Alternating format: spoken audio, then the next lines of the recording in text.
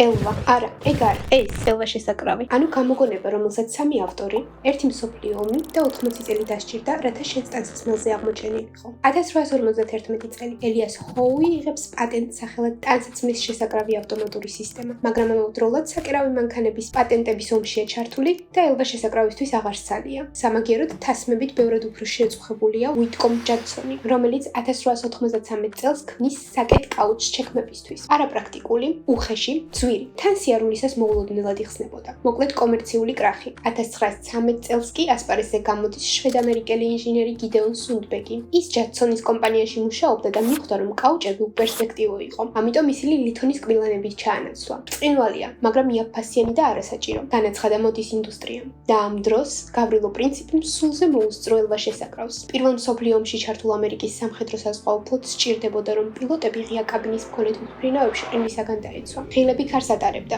სუნდბეგის ელვა კი არა. არმიამ 10,000 ელვა შეიძინა ქარგაუმტარი კოსტუმებისათვის. გამოგონებამ პირდაპირ მნიშვნელობით ომში გაიარა გამოცდა. 1923 წელს კომპანია BF Goodrich-მა ეს შესაკრავი რეზინის ჩექმებისთვის გამოიყენა და სწორედ მათ უწოდეს მას ზიპერი, იმ ხმის გამო, რომელსაც შესაკრავი გამოსცემდა. 1930-იანი წლების ბოლოს კი ფრანგული მოდაც დანებდა და ელვა შესაკრავის მამაკაცის შარლობისთვის გამოყენება დაიწყეს. ახლა კი ის ჩვენი ცხოვრების განუყოფელი ნაწილია. Like and subscribe.